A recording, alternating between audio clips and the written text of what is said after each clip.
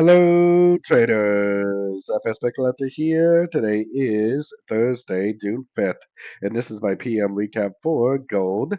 If you haven't done so already, definitely do check out my free Discord channel. It's linked down here in the corner at the end of the video. And make sure to take a look at my website, fxpipcollector.com. Watch the video on my home screen to learn more.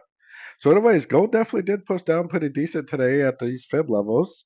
There is definitely still a chance. I want to be everybody aware that there is a chance that this is like three waves of A, this is three waves of B, and then it goes down for either five waves of C or three waves of a WXY pattern, like three waves of W, three waves of X, three waves of WXY. So that definitely is possible.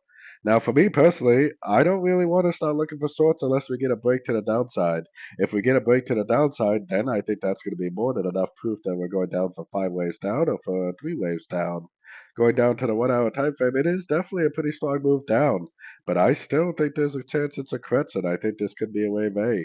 I think this is very overlapping, like it could possibly be a wave B. And I think there is definitely a chance that this could be a wave C. We got a higher high wave B, and that tells me that it could be like a running ABC or a running or an expanding ABC. A running ABC is likely to turn at this 100%. So if we get a double bottom and a break up, I definitely would get back on the longs. If it doesn't do that, but instead keeps pushing down, my next area of interest would be the 161.8 or the 178.6 because those are the targets for an expanding flat.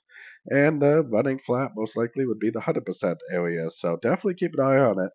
There's a very good likelihood that it could just keep on going up, especially based on all the higher time frames still being in an uptrend. So anyways, don't forget to like and subscribe, and as always, thank you for watching and happy trading.